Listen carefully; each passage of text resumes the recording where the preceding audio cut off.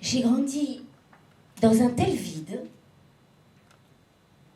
que j'ai cru, moi, que pour sentir mon cœur, il fallait que ça brûle.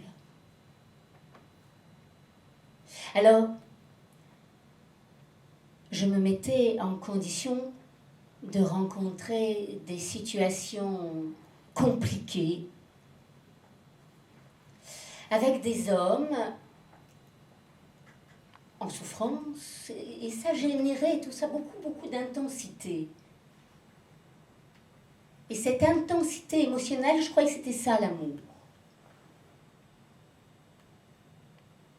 Et pour masquer le peu d'intérêt que j'avais de moi-même, j'allais rencontrer des hommes dont il fallait s'occuper. Bien sûr, pour ne pas avoir à m'occuper de ce qui n'allait pas chez moi.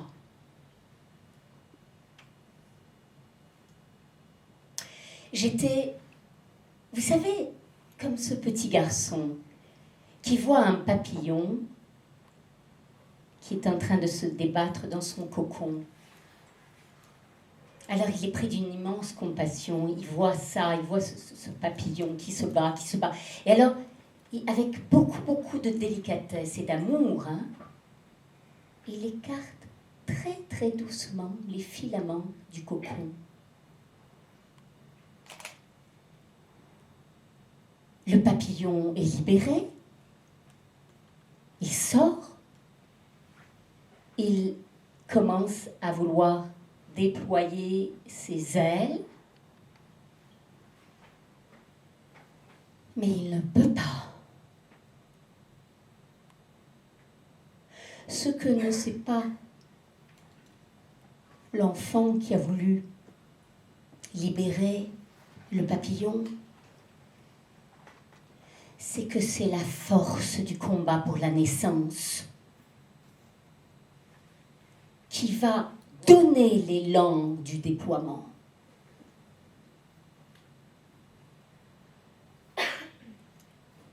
La première naissance fait de nous un être physique. La deuxième naissance, c'est celle qui va nous obliger à déployer nos ailes.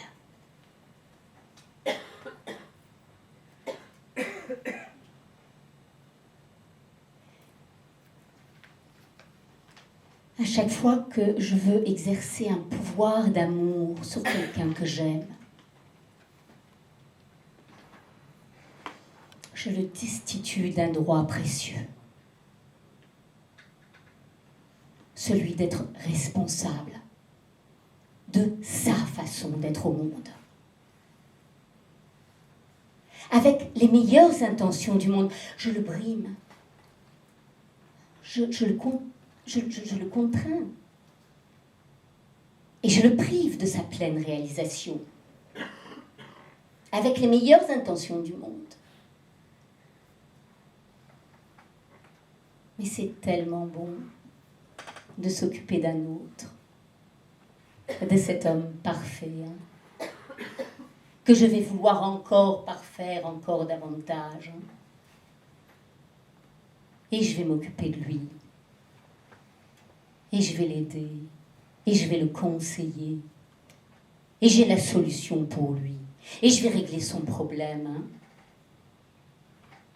Moi qui le connais tellement bien, tellement mieux que lui-même.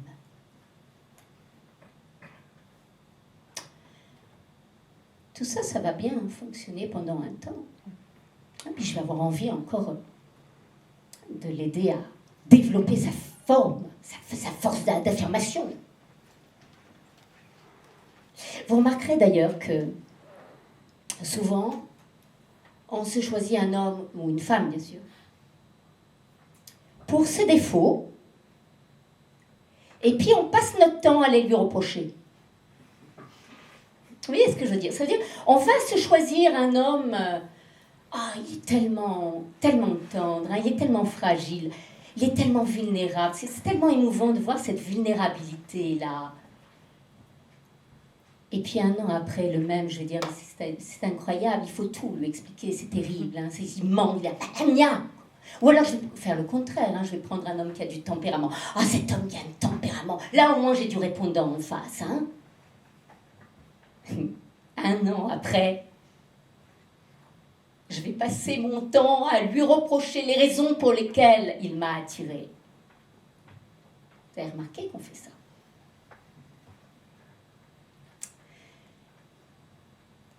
Donc,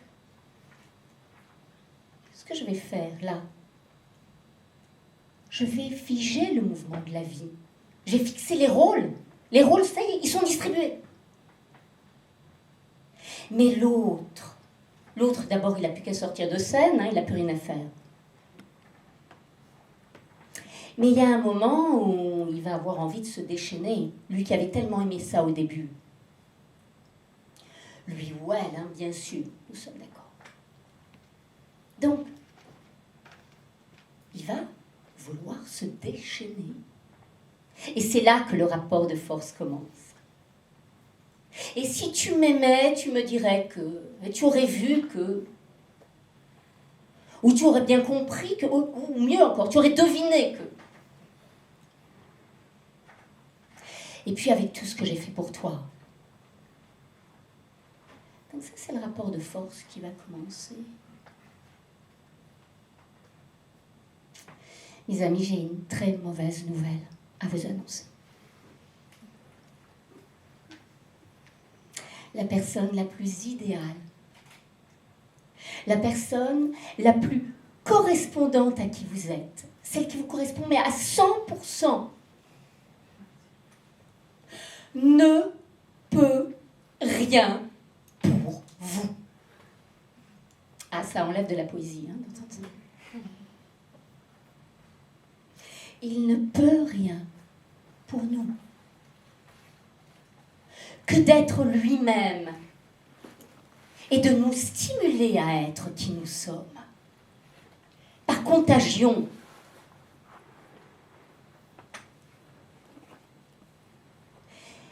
Quitte à aller dans la confrontation.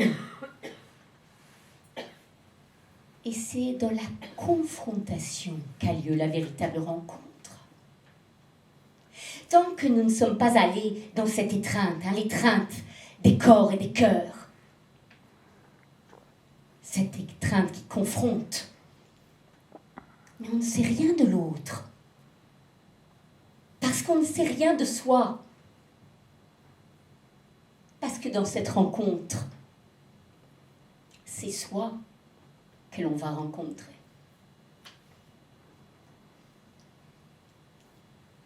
Tant que je ne suis pas entrée en collision avec ce qui vient me rencontrer, hein, avec mes stratégies d'évitement, hein, avec mon instinct de fuite, avec ma peur de m'engager, ou ma volonté de contrôle, ou ma volonté de possession, ou mes mesquineries, ou ma pulsion d'avoir raison. Tant que je ne me suis pas rencontrée là-dedans, je ne sais rien de l'autre. Parce que je ne sais rien de moi. Et la rencontre n'a pas commencé. Alors on est dans le transport amoureux, hein, on se raconte des belles histoires, c'est merveilleux, ça peut faire quelque chose de très agréable. Mais là, on ne parle pas d'amour. L'amour, c'est cette puissance qui vient révéler le meilleur chez l'autre. Parce qu'il est visionnaire. Il n'est pas aveugle. L'amour est visionnaire. Il voit le meilleur, le plus haut de l'autre. Et il veut le faire émerger. Alors, ce n'est pas une histoire de volonté, hein. C'est pas une histoire papa-maman, hein. C'est pas une histoire où je vais faire de lui le plus bel homme ou la femme la plus extraordinaire. C'est pas du tout ça qui se joue. C'est l'attraction des âmes qui veut ça. Au début, on est séduit par la vitrine. Hein, ce chevalier blanc. Ces chefs d'entreprise si brillants, si charismatiques. On est séduit par cette femme si généreuse, si belle, si pure. Cette bombe sexuelle. On est séduit par la vitrine. Ça nous aveugle. On est d'accord. Mais le cœur, cet organe mystique, le cœur a vu. Il a vu la réalité cachée derrière le personnage. Et il voit là l'occasion d'un dépassement commun. Le cœur voit. On ne voit bien qu'avec le cœur.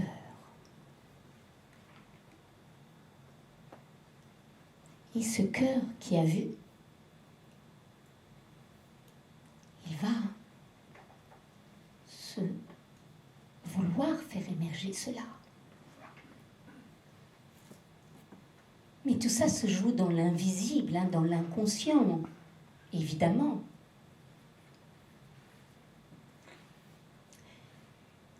Et l'amour, c'est cette force qui va déchirer la membrane,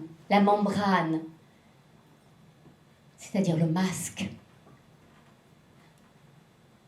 Parce que derrière ce masque,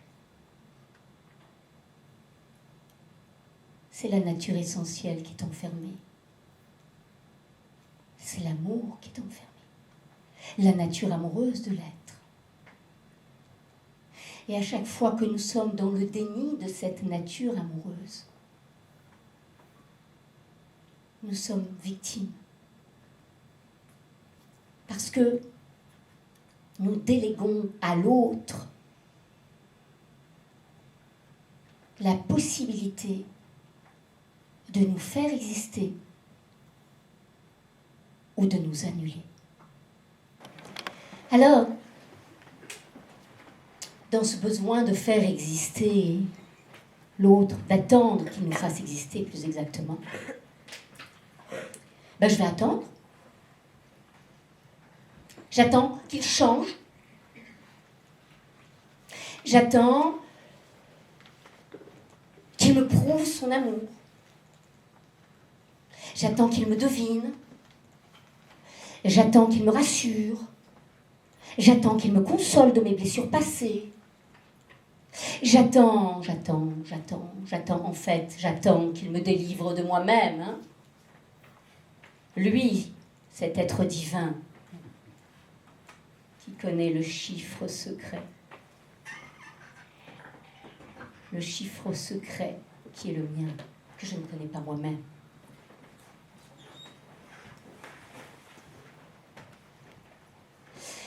Et je vais m'épuiser dans cette salle d'attente. La salle d'attente du prince charmant.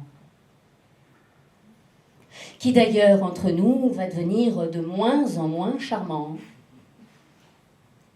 Ou de la princesse de nos rêves, qui, entre nous, va de moins en moins nous faire rêver. On s'épuise là-dedans. Et c'est comme ça que commencent les malentendus.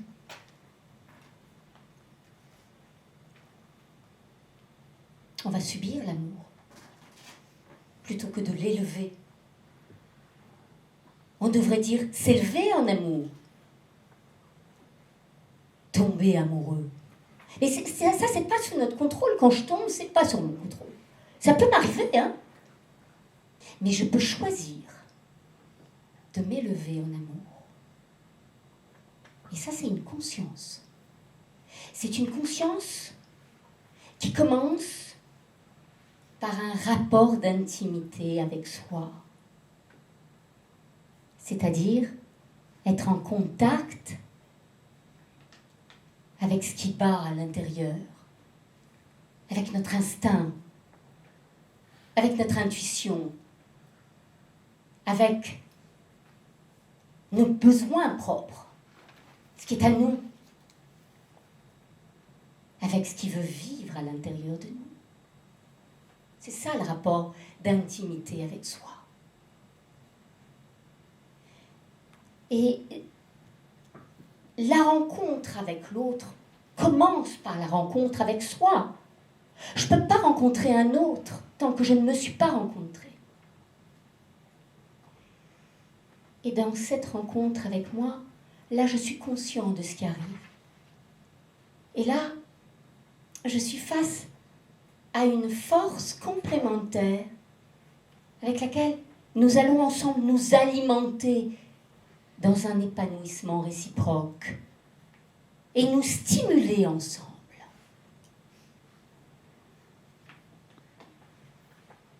Parce que c'est confrontant.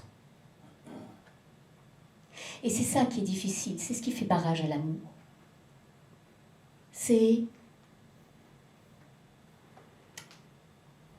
la difficulté de grandir. On est très immature, vous savez, dans nos relations. Ça veut dire que on est comme le petit enfant qui grandit dans un univers tendre, dans un univers joyeux, dans un univers agréable, et puis où il est tellement aimé, tellement adoré. Et puis, à la première contrainte,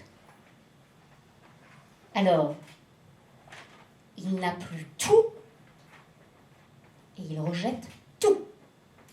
Il est déçu. C'est ce que nous avons tendance à faire.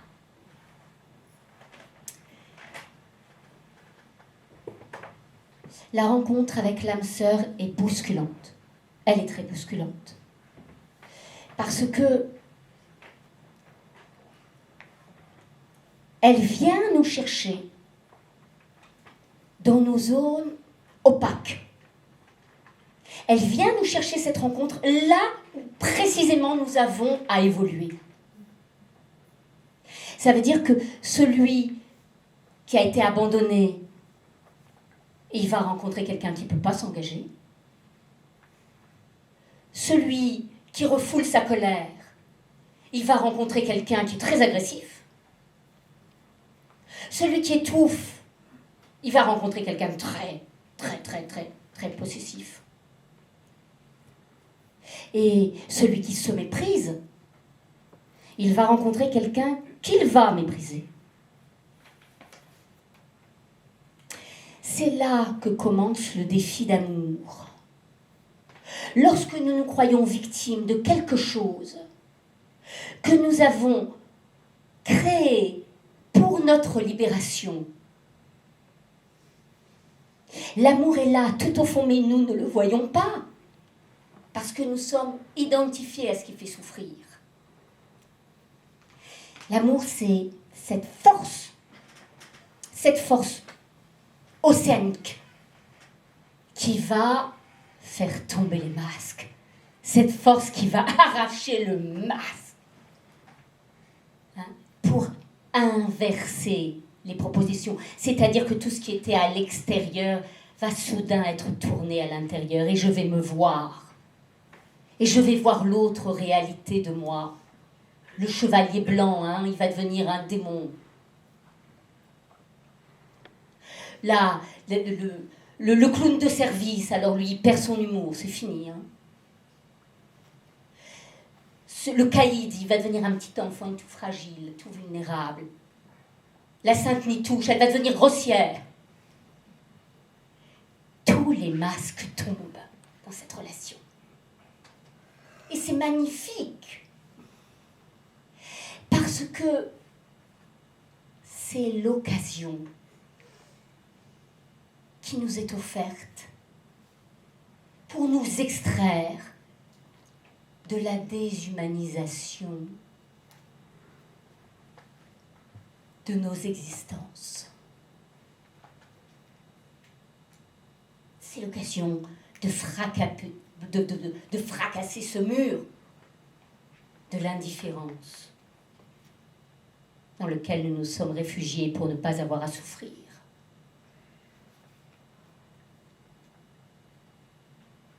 C'est une merveilleuse occasion qui nous est offerte. Mais évidemment, c'est pas très confortable. Alors,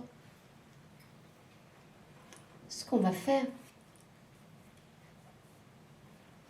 c'est qu'on va, pour éviter tout cela, on va projeter tout sur l'autre.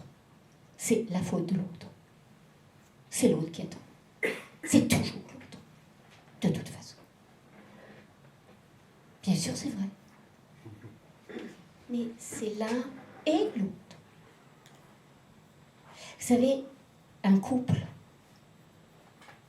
et je parle du couple vivant, je parle de deux vivants qui se rencontrent, hein. Je ne parle pas des modus vivendi qui font que ça peut durer 40 ans comme ça, hein. On fonctionne, présent physiquement, absent psychiquement, 40 ans après on ne s'est toujours pas rencontrés, je ne parle pas de ça, hein.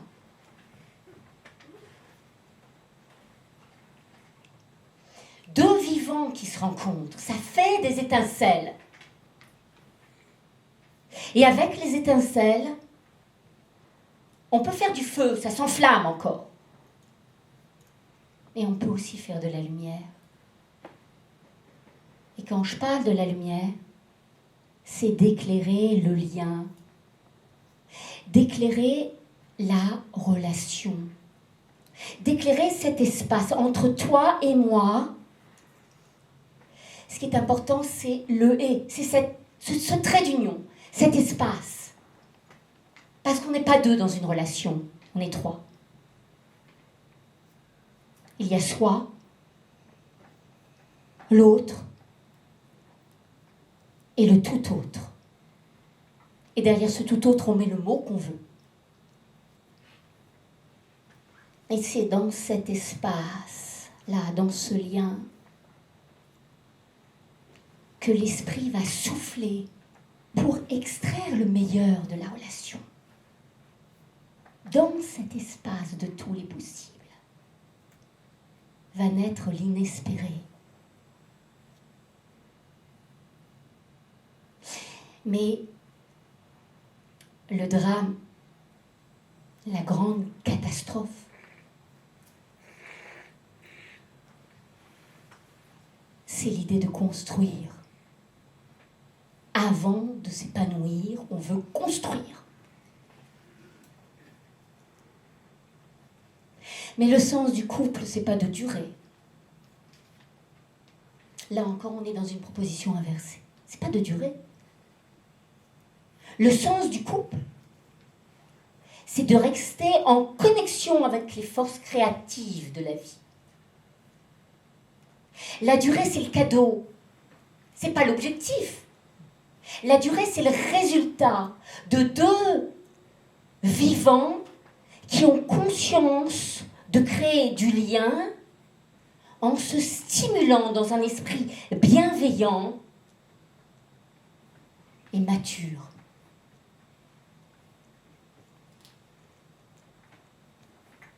C'est là que l'inespéré va avoir lieu, que la rencontre d'amour va avoir lieu dans cet espace-là, dans ce lien qui se construit, ce lien qui se tisse, avec les déceptions, avec les désillusions, avec tout ce qu'on n'avait pas programmé au départ. Hein. Mais de le regarder avec une distance, comme si c'était un autre qui observait, de sortir de l'identification à la souffrance va nous permettre de sortir de la souffrance et d'agir sur la souffrance. Mais justement, le rêve, il est là. Il est là. Il est dans cet inespéré. Toute blessure dont nous n'avons pas pris soin va se réactiver dans la relation. Et pour cela, je vais vous parler de Cyril. Parfait. Social et physique. 37 ans, à tel point que toutes les filles du groupe regardent s'il a une alliance. Wow. Et puis, il vient dit-il, parce qu'il voudrait s'affranchir de sa mère. Il a eu une mère glacée, tyrannique et cynique. Donc il dit au début du stage, il dit bien moi je voudrais simplement dire une phrase à ma mère, je suis venue juste pour ça, je voudrais m'exercer là. Je voudrais juste lui dire qu'à partir de maintenant, je vais commencer à exister pour moi dans mon désir. Voilà, je veux juste arriver à dire cette phrase. Je dis, mais attends, c'est parfait là, sur ta chaise. Tu veux qu'on essaye là, face à elle? Oh oui. Choisis quelqu'un dans le groupe pour représenter ta mère. Il choisit quelqu'un. Et il arrive sur scène, face à elle. Et là, on n'a plus la vitrine, hein. Là, on a l'arrière-boutique.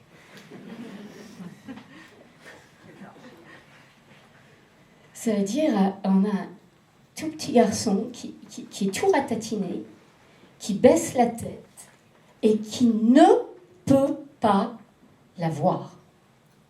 On l'entend comme on veut.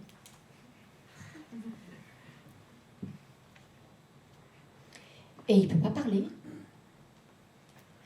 Alors je lui dis, écoute-moi, de quoi tu as besoin là pour lui parler? Tu aurais besoin, je sais pas, de la force d'un animal qui pourrait t'aider là? Ou un archétype? Marie, Jésus, un héros, un saint, je sais pas, qu'est-ce qui pourrait t'aider? Pour arriver au moins à lever la tête et la regarder. Et alors là, la réponse fuse, c'est extraordinaire, hein, vraiment, comme le temps d'un éclair. Et il s'entend dire une femme. Il y en a qui disent une bière. Lui, c'est une femme. Ok, il a à peine terminé de dire le mot femme. Tiens, il y en a une qui débarque sur scène, là, toute ouverte, toute prête à l'accueillir, à le consoler. Et c'est extraordinaire. En 2 secondes, tout le théâtre va se jouer. Le théâtre de son histoire se joue en 2 secondes. Elle arrive, il lui dit « Dégage !»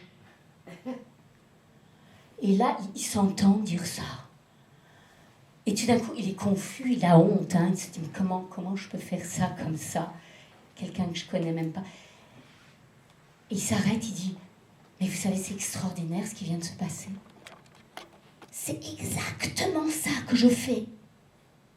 Dans toutes mes relations, dès qu'une femme est amoureuse de moi, je l'agresse. » Et la fille qui vient de se faire dégager, elle dit « Il vient de se passer pour moi exactement ce qui se passe dans ma vie. » Moins un homme est disponible, plus je fonce. Vous voyez, il n'y a pas besoin de 10 ans de thérapie. Hein. Tous les deux pris en flagrant délit de ce que nous faisons. Tant que Cyril n'a pas été ramasser l'enfant souffrant en lui. Tant qu'il ne l'a pas relevé de son humiliation, l'odeur de son chagrin traversera tout ce qui le rencontre. Et il va s'imposer la pire des choses, la pire des punitions finalement. C'est de ne pas être lui-même et de le faire payer aux autres. Ça parle, hein, ça. Et il va régulièrement tomber amoureux de femmes qui ont le même profil que sa mère, en espérant ainsi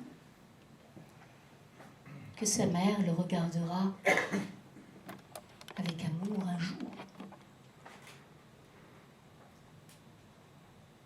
C'est pas lui qui est amoureux, qui cherche ça. C'est le petit enfant en lui qui cherche toujours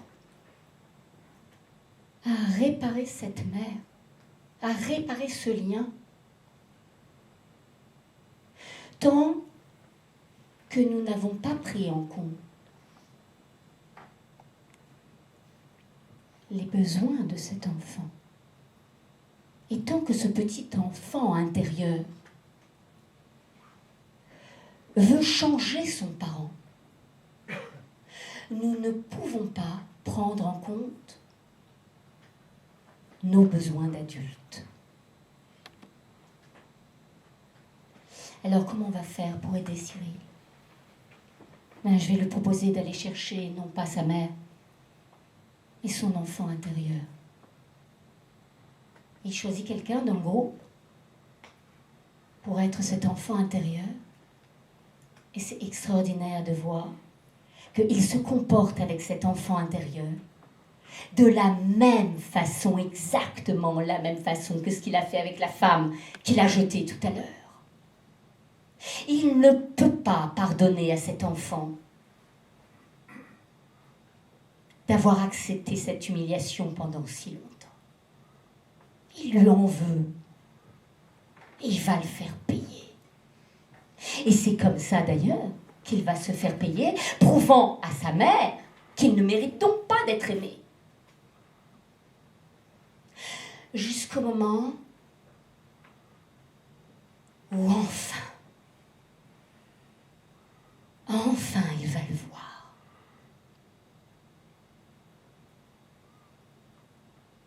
Et là,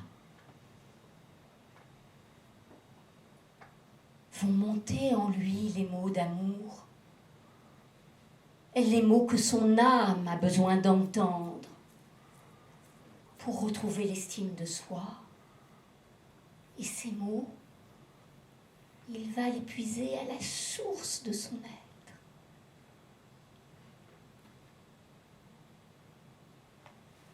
C'est lui qui va trouver les mots les plus adéquats pour sauver son âme. Alors maintenant, trop tard, il est marié.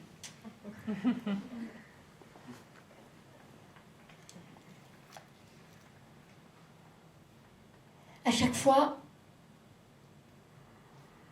que nous sommes stimulés dans le goût d'aimer, dans le goût de vivre, nous nous rapprochons de l'amour. Nous sommes dans l'amour. Vous savez, ça rappelle quand on est petit, vous savez, et qu'on joue à cacher un objet, et que l'ami qui est à côté dit, on s'approche, et il dit, tu brûles. À chaque fois que l'on rencontre un visage, à chaque fois qu'une parole nous touche, à chaque fois qu'un geste nous touche,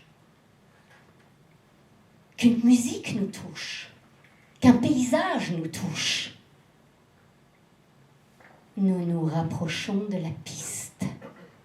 Nous sommes sur la piste.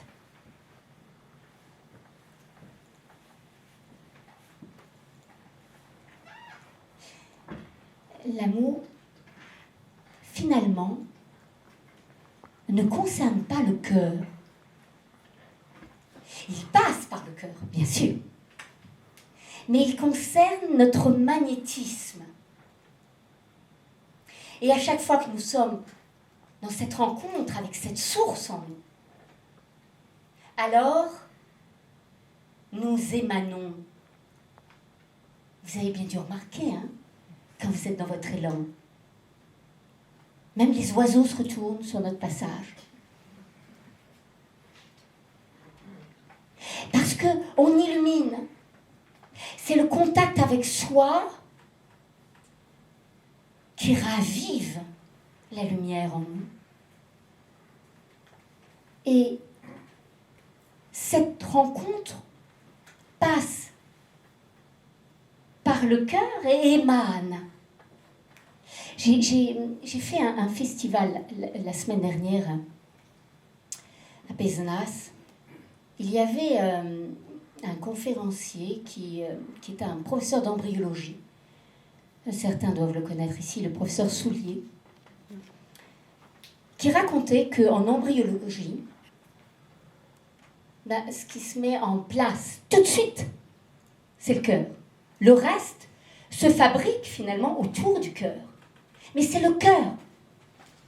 On est fait pour aimer. Le reste, c'est juste autour. Nous sommes nés pour aimer. C'est inscrit dans nos cellules. Et ce cœur qui émane, c'est le moment d'exister dans notre entièreté. Et là, il n'y a plus de jugement. Il n'y a plus rien à jeter. Tout est à transformer. Oui, c'est vrai, je suis aussi ce pire de moi-même. Oui. Mais l'homme est appelé à réconcilier les contraires. Je suis ça et ça. Ce chevalier blanc et ce démon, oui, c'est moi. Je me reconnais. Nous sommes tout le kaléidoscope de notre humanité. Et il n'y a rien à jeter. Il y a tout à transformer. La vie, en somme, est une expérience de métamorphose. Nous sommes finalement tous les pèlerins venus sur cette terre vivre notre aventure d'amour. On est tous pèlerins sur cette terre.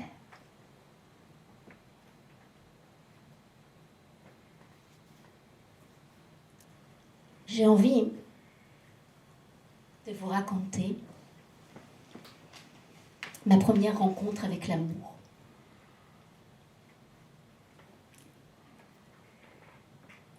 J'ai 8 ans. Et l'institutrice me demande de réciter un poème qui s'appelle « La cicatrice ». Et lorsque je prononce les mots, je suis concernée par tout ce que je dis. Tout mon être est habité par les paroles que je prononce. Je suis entière dans ce que je dis.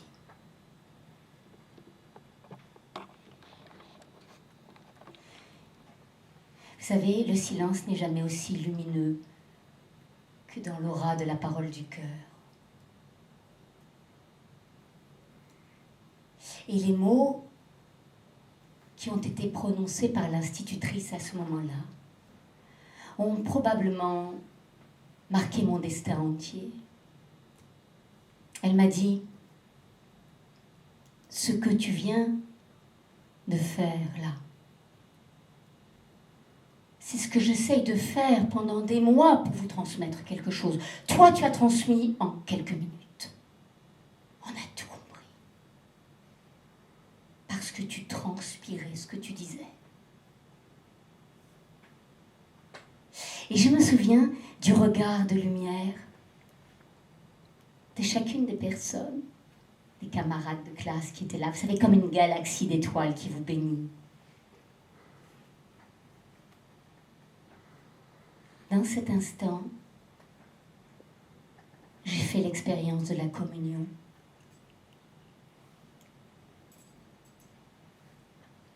Si j'avais tenté de séduire l'institutrice, j'aurais été dépendante de son hostilité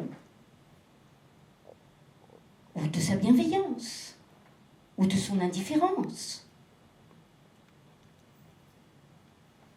C'est exactement la même chose avec le couple.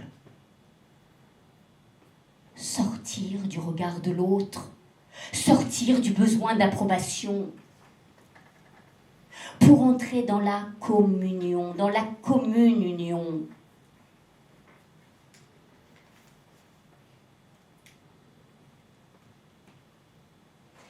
Et comme nous avons peur de ça, on se prive de la rencontre. Vous connaissez tous cette sensation d'être séparé de l'être aimé, même en sa présence. Cette sensation du désir toujours insatisfait de s'unir à lui. Eh bien, c'est l'expression du désir toujours insatisfait de s'unir à soi. C'est ça la solitude. Ça ne concerne pas le fait d'être en couple ou pas en couple. C'est ce manque d'union avec soi. C'est un manque de tendresse envers soi-même finalement. Cette difficulté de sentir ce qui fait vibrer, ce qui est là pour soi. Et de l'exprimer. Ce pourquoi vous avez été invité sur cette terre n'est pas utilisé. Alors, pour combler ce vide, on va vivre des histoires d'amour. Tout ce que j'ai pas, l'autre va me le donner. Hein. On a tout à l'intérieur. Et on va chercher des miettes à l'extérieur. Je vais tenter de me faire reconnaître pour quelque chose que je ne me reconnais pas à moi-même. Vous imaginez, vous faites un plat. Vous ne l'aimez pas, vous goûtez, bah, c'est pas bon. Et vous voulez que celui qui vous aime l'apprécie. Alors on va ajouter des édulcorants, hein. On va rajouter du sucre sur du gras. Hein.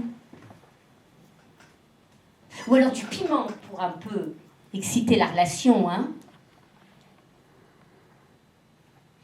Et là-dedans, ce qu'on fait, c'est qu'on reste dans la fixation. On empêche encore le mouvement vivant de s'exercer. On reste dans quelque chose qui se coagule pour rester dans le paraître. Et nous nous privons de cette commune union. D'oser être qui je suis, comme je suis. Avec mes plus et mes moins. Parce que je ne suis pas un être divin. Mais aimer, c'est incarner notre descendance divine. Ça, j'en suis sûre.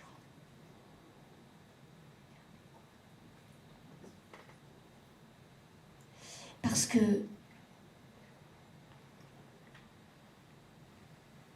aimer, c'est le plus beau cadeau qu'on puisse se faire à soi-même. Parce que c'est l'engrais de l'âme qui fait la grandeur de l'être. Alors, si nous voulons rester dépendants, soyons dépendants de l'amour. Parce qu'en somme, il n'y a qu'un rendez-vous. C'est le grand amour.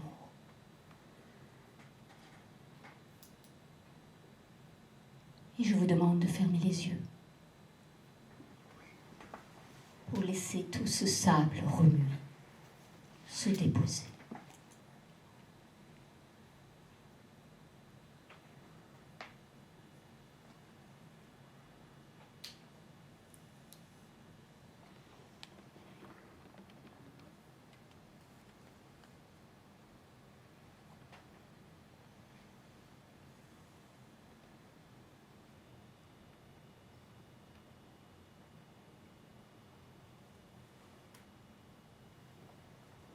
Merci.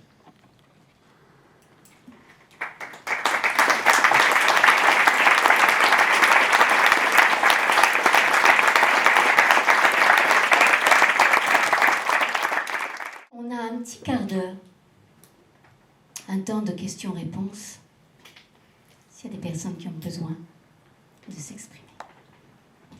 Oui. Bonsoir. Bonsoir. Merci de ces belles paroles qui font du bien. Et je voulais vous demander, qu'est-ce que vous pourriez nous conseiller pour limiter les attentes? Pour limiter les attentes, Ouais. de ne pas attendre. Et pas attendre, ça veut dire commencer à nourrir la partie de soi qui veut vivre.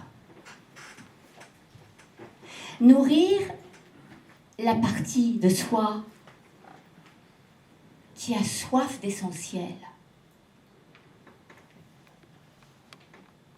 Et ça ne concerne pas un autre. La question que vous pouvez vous poser, c'est: qu'est-ce que vous faites pour votre plaisir, qui ne regarde que vous? Je pose souvent cette question à mes patients. Qu'est-ce que vous faites pour votre plaisir? Régulièrement, j'entends: ah ben, je m'occupe des autres. Je m'occupe de ma fille, je m'occupe de ma mère, je m'occupe de mon père, de mon amant. Qu'est-ce qui vous plaît, vous? Qu'est-ce qui fait que tout d'un coup vous semblez ce trait même d'homme, ce tremblement sacré, qui fait que quelque chose est en train de faire surgir de la lumière dans votre noirceur? Demandez-vous ce que vous aimez vraiment. Et demandez-vous pourquoi vous vous en empêchez tellement. Ça répond? Oui, oui. Merci. Oui? Oui, bonsoir Sarah. Est-ce qu'on peut espérer à rencontrer, avoir un Alors je ne vous vois pas bien dans la salle, je vous le dis parce que peut-être que je vous connais ou pas, mais je vois très mal. Bonsoir Sarah. Est-ce qu'on peut espérer avoir un couple pas trop conflictuel de temps en temps? Pas trop conflictuel, un truc pas trop. Oui. Oui, la réponse est oui. À condition d'être un couple conscient. Et conscient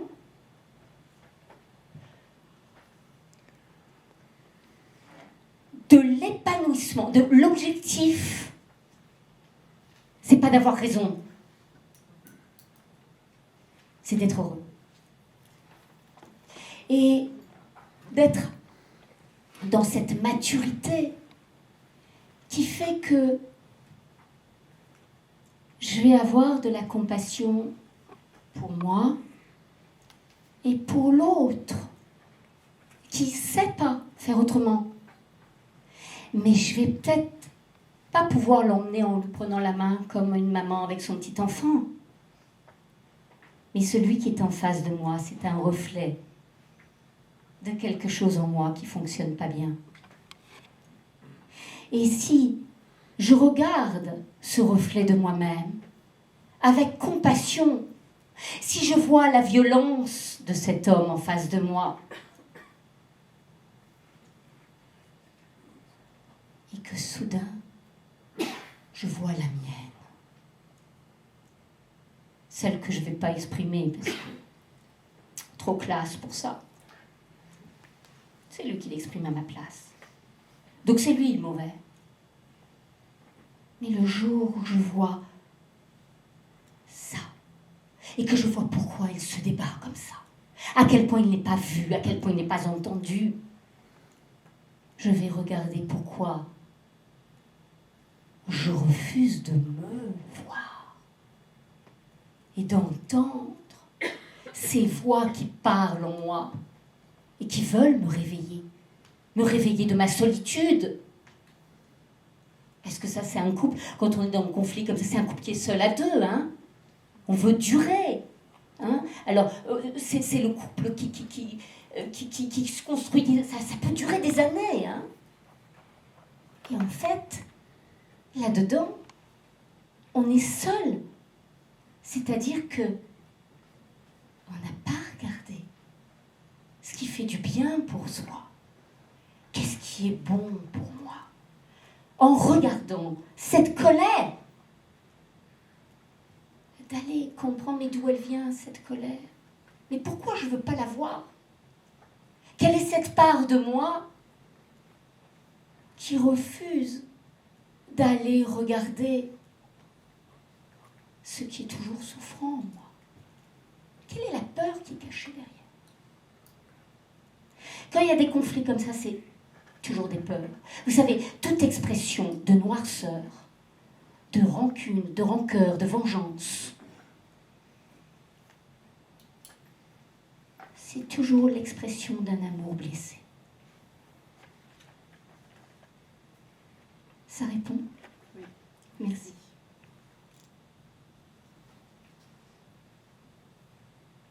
Oui?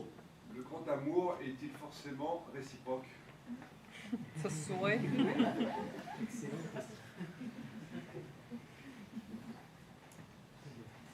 Alors, vous savez, le grand amour, il n'y en a qu'un, c'est lui. Maintenant, l'amour est-il réciproque?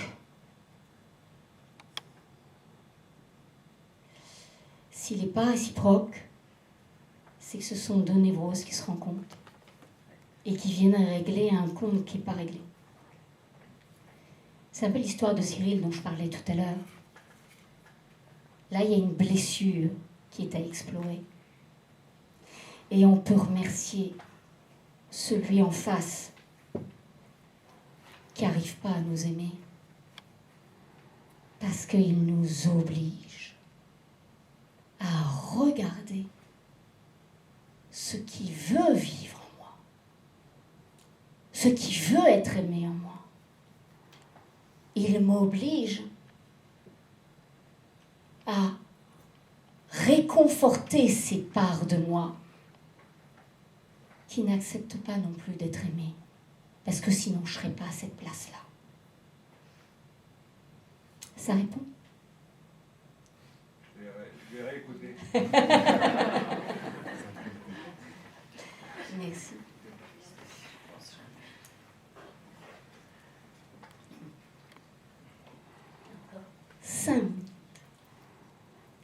Oui? J'ai en mémoire une phrase de Gobin qui dit « Éclaire ce que tu aimes sans toucher à son ombre Oui. Oh, c'est magnifique. ». Est-ce que l'arbre, finalement, que nous effeuillons pour soi-disant aller mieux et de mieux en mieux, de temps en temps, l'ombre nous sert à nous protéger Mais oui. d'un soleil qui brûle parfois? Et est-ce qu'il n'y a pas aujourd'hui cette quête incessante de racines en oubliant qu'il y a des cimes et qu'il y a des ouvertures? Et il y a des ombres, et les ombres sont magnifiques. Et que finalement, Mais regarder oui. les ombres Mais avec oui. tendresse, Mais plus qu'avec tendresse, avec sérieux, il faut les prendre au sérieux, ces ombres. Plus que tendresse. Hein. Vous savez, dans le Talmud, il y a une légende qui dit que Rabbi Ben Saïd, il est en train de pleurer sur le pas de sa porte. Et alors, il y a un autre rabbin qui passe, il dit « Mais qu'est-ce qui t'arrive? Pourquoi tu pleures comme ça ?» Et il dit « Mais parce que je vais mourir. » Et l'autre lui dit « Mais enfin, mais pourquoi tu vas mourir ?» Et il répond « Parce qu'en faisant ma prière face au mur, je n'ai pas vu mon ombre. » Ça veut dire, dès lors que nous ne voyons plus notre ombre, nous sommes morts. L'ombre contient la force du vivant en nous. Cette ombre, c'est celle qui vient nous dire « Réveille-toi, aime et tu vivras. » Cette ombre, elle vient justement nous rappeler notre beauté. Derrière chaque colère, derrière le pire de l'humain, tout au fond, vous savez, la cime et l'abîme vont toujours de pair. Et tout au fond, quand je vais dans l'abîme, vous attend cette force jaillissante, la force du vivant de